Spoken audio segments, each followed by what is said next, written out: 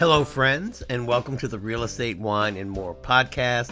I'm your host, Howard Fletcher. I'm a real estate advisor with Engel & Volkers in Tysons, Virginia. I help people buy and sell real estate in the Washington metropolitan area, better known as the DMV. In this episode, we're going to have part 2 of my conversation with Carl DeManno of 868 Estate Vineyards in Purcellville, Virginia. If you weren't able to catch part 1, I would encourage you to do so because Carl had a lot of good things to say. However, if you didn't, you don't need to have listened to it to appreciate this one. So sit back, relax, drive your car safely, work out, or whatever you do while listening to podcasts, and enjoy.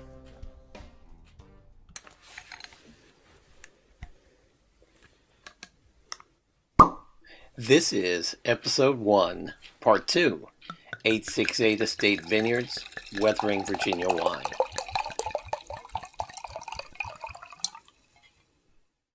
A quick point that I want to make that I failed to mention in the opening is that I like to record these things on site. And so I recorded this conversation in the tasting room of 868 Vineyard. That's one reason why it's a little echoey, but the other thing you're going to hear is some sound in the background. We were recording right before opening time of the tasting room, so that's Carl's staff getting the room ready for the public. So with all of my disclaimers and mea culpas out of the way, here's the rest of my conversation with Carl DeManno. Okay, I'm back with Carl DeManno, and I want to ask you about the weather we've had because, as I said in the beginning, we had snow a couple of days ago. We didn't really have a lot of snow last year, although some of the years you've been here, we've had some heavy snows. Tell me, how does that affect is that part of your plan, or is that something you know is going to happen, or does it really change the way you deal with your grapes? Snow doesn't. Snow is actually, not a problem.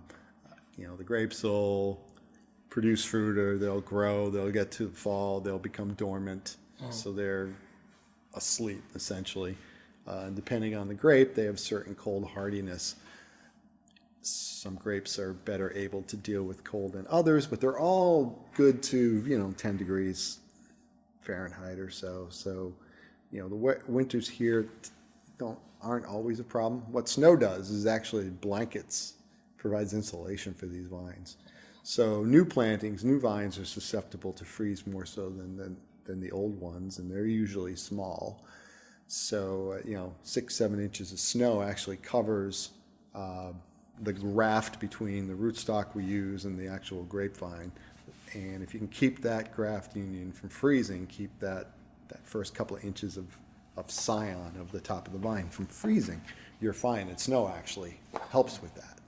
So, so we planted in 2017, and is that right? Yeah, and that winter we did have a run of 10, 12 days in the zero range, and we lost most of that vineyard as a result. If we had had a nice heavy snow before that cold came, we probably would have been fine. But that is one of the risks of East Coast viticulture is the winters can get cold, and you can be susceptible to some vine loss when that happens. So snow is fine. Now the rain we had last year.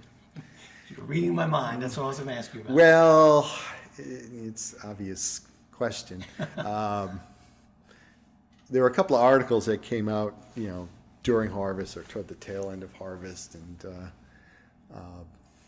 it was all doom and gloom, and some of the wineries and marketing organizations are like, we can't be putting out articles like that. People are going to think there's no wine and that this is terrible. So I don't have a good way to spin it.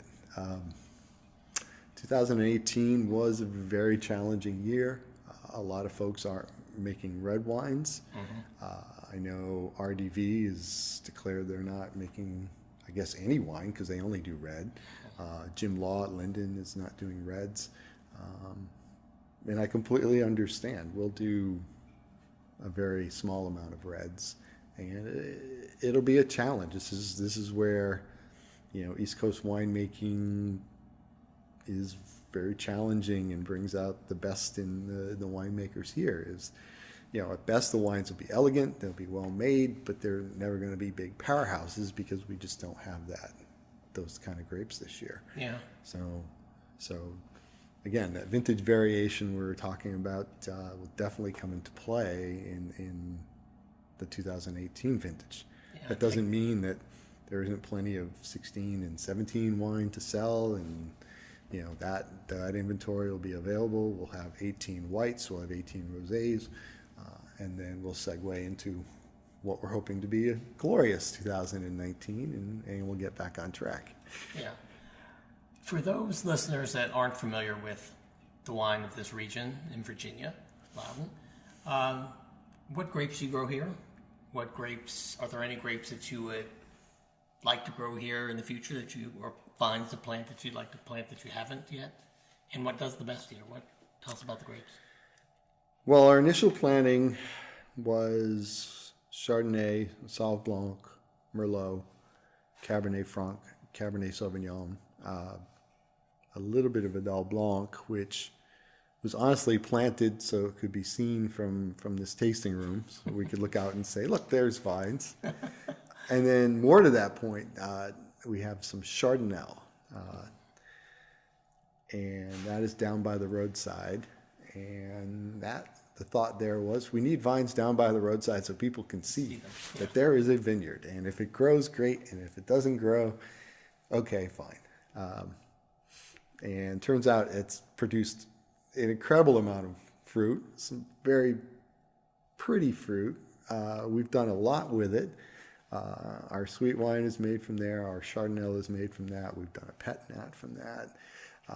It's a very versatile grape. And if we ever do a sparkler, we'll probably use the Chardonnay there. So what was kind of an afterthought became a good producer for us. Since then, we've planted Nebbiolo and Viognier, in addition to some more Merlot and some more Cab Franc, and Petit Verdot. In Maryland, when I was growing there, I was very impressed with the Chardonnay. I really enjoyed East Coast Chardonnay, and then Cabernet Franc really has found a home here. The Sugarloaf Vineyard was planted in 2004. We took a crop of Cabernet Franc in 2005, and it wasn't just a couple of berries here and there. It was about 3 tons to the acre, and that isn't supposed to happen. But the Franc just settles in so nicely in this region that it took hold and is still producing today. So on the red side, Cabernet Franc seems to be one well suited for our soil and our growing season here. I've had Cabernet Francs from other regions of the world, other regions of the country, and Virginia can really stand up to any of those. I would agree. Petit Verdot is another one that seems to do well here. It's a different profile than you'll find out in California. California, you'll find it as a blender. You very rarely see it as front and center, with good reason. It's got beautiful color, nice tannin. Mid palate is usually completely missing. So here, maybe it doesn't get as ripe or as tannic, but it kind of fills in the middle a little, and blended with something else, blended with Merlot or something like that, can make a really nice wine. So, and then we've started dabbling in Viognier, more so because it seems to grow well here. And again, like the Cab Franc, I've had Virginia Viogniers that I would put up against the best from France, certainly the best from California. They are interesting wines and really do well here. Really, the only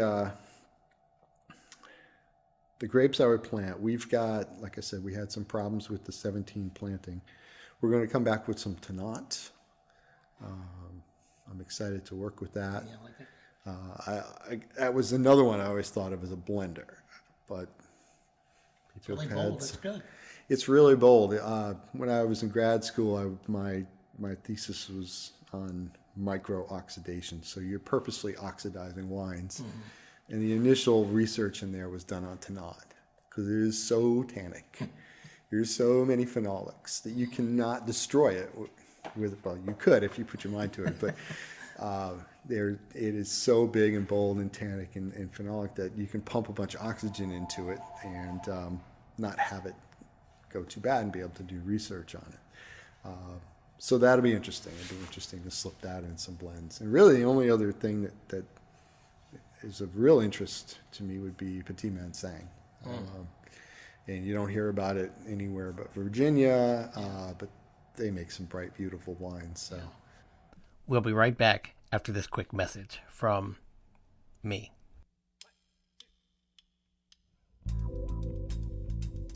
This past weekend, I was showing property to a client who works at an embassy in downtown DC. And like most of us, she ends up spending most of her time at her job. However, her lifestyle includes hiking, yoga, she does volunteer social work, she does horseback riding. I mean, she plays polo. I know, right? One of the best things about selling real estate in the DMV is that the area is so culture rich and eclectic that no matter where you live, you're never too far away from most anything that might interest you. So I was able to show her places that were in suburban Maryland as well as suburban Virginia, and also some neighborhoods in DC. If you know anyone who's looking to buy or sell real estate in DC, Maryland, or Virginia, I would encourage you to contact me, Howard Fletcher, and we can discuss how I can help you reach your goals in buying that next house or selling the one you're in, or both. Go to my website, howard.fletcher@evusa.com. howard.fletcher@evusa.com. My contact information is always in the show notes. So I hope I'd meet you soon. With that, let's get back to the show.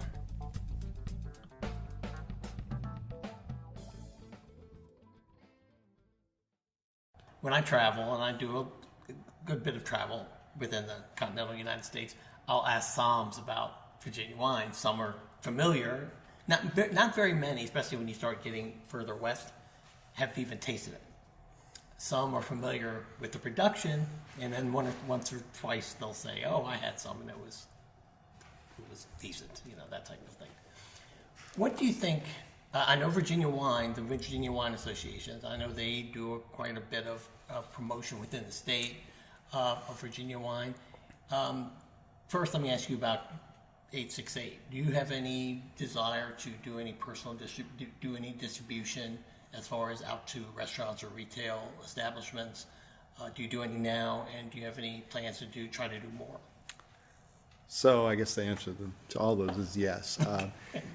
We have very limited distribution because up until maybe a year ago, our sales were outpacing production. So there was no reason to go and do that. Yeah, it's a nice problem. But now, right, it was, and now it's not a problem. So the next iteration for us will be to do some distribution to get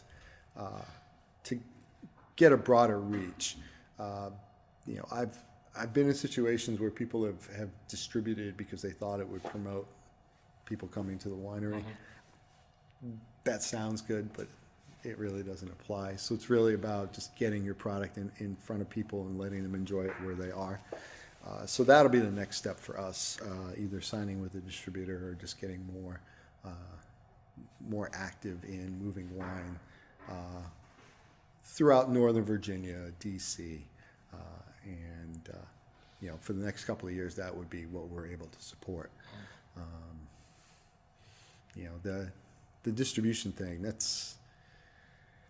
you've got to, depending on how big you are, you can only move so much through a tasting room, and then after that, assuming the economics work, then you want to go ahead and start moving it out into the marketplace. Now, as far as moving wine to other regions, other states, other countries, I know Virginia Winery Association was trying to move wine into London and did a tasting out there. I'm not quite there yet. Right. Years ago, I had a little project, and I was working at a winery in Ontario, And I said, how much wine do you make here? And it really looked like a storefront from the front. The back looked like a factory. He said, 2.5 million cases. I said, okay, so that's maybe 4 or 5 times what the entire state of Virginia produces.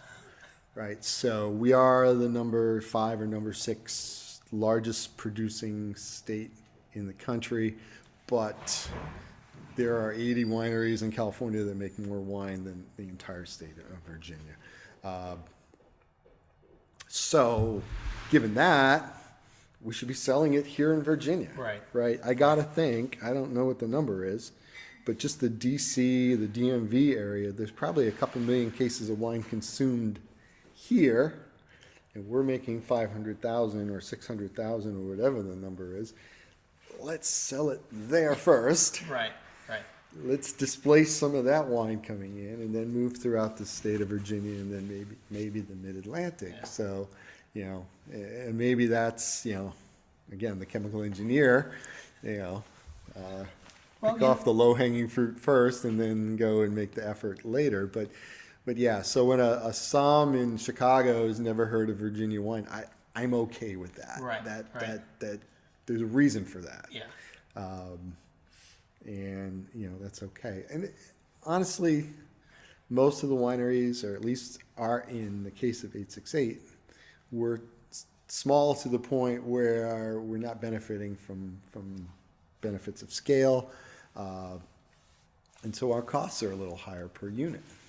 And so for us to sell a wine at $8 or $9 a bottle to get into the marketplace is at best a zero-sum game. Yeah. So if we can sell that bottle here, or take it on the road and sell it at a festival or an event in Brambleton or something like, that's going to serve us better than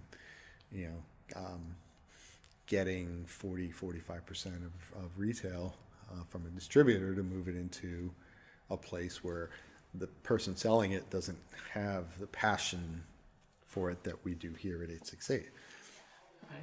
Well, I enjoy taking it to parties. I mean, I do. I enjoy taking your product and others that I go to in the area, and having people who have decent wine palates, and I ask them, guess where this is from or what you're drinking, and if they never say Virginia or they never say Maryland, they'll say something else, and they're usually pleasantly surprised.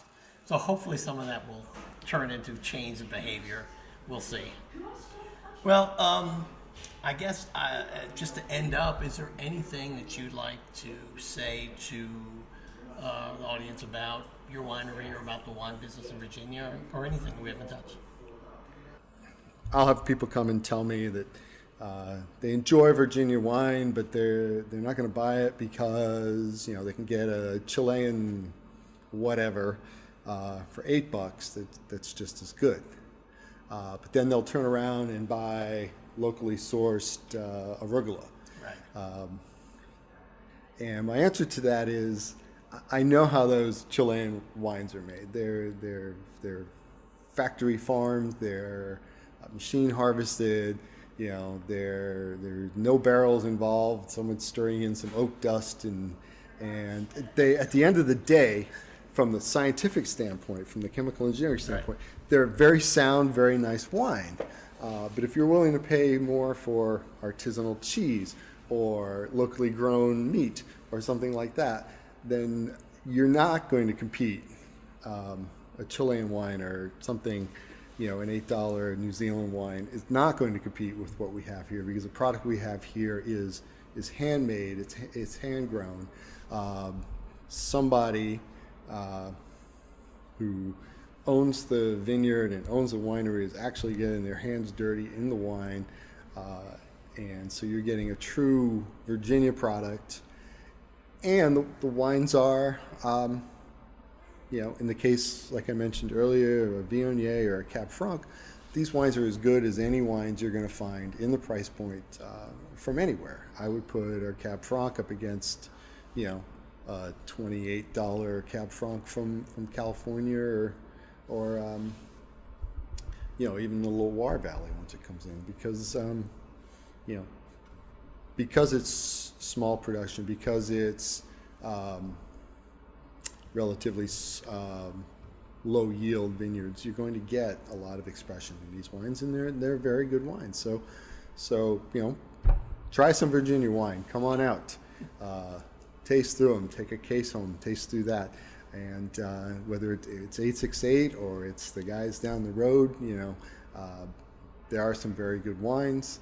And if you're of the mind to pay for locally sourced products, then we have a product for you. Good. Well, Carl DeManno, I'd like to thank you for your time. I see we're doing this in your tasting room. It's about to open up, if you all have heard the people coming in. So thanks a lot, and I'll be back. Okay, great. I'll be here. All right. Bye-bye.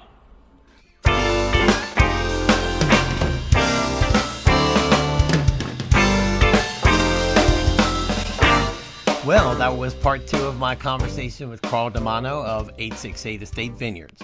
I'd like to thank Carl once again for his time and hospitality.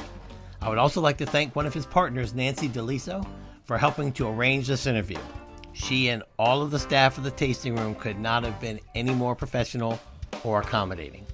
If you're ever in the Purcellville area of Loudoun County, Virginia, or if you're looking for a great weekend outing in the DC area, I would highly recommend visiting 868 Estate Vineyards. And while you're there, try their elevated tasting, which pairs food prepared by their chef of their restaurant Grandale and the wines that Carl's made from the grapes from their estate. It's really, really very, very good. Something you can do that would help me loads is to please rate this episode, and if you liked it, please subscribe. Also, let your friends know about it and ask them to give me a listen too. I would very much appreciate it. The Real Estate Wine and More podcast is a production of the Fletcher Group, made in association with Engel & Volkers in Tysons and Lansdowne. Music for this episode was supplied by Cadillac Grip. If you're ever in the Boulder or Denver, Colorado area, please go see Cadillac Grip play.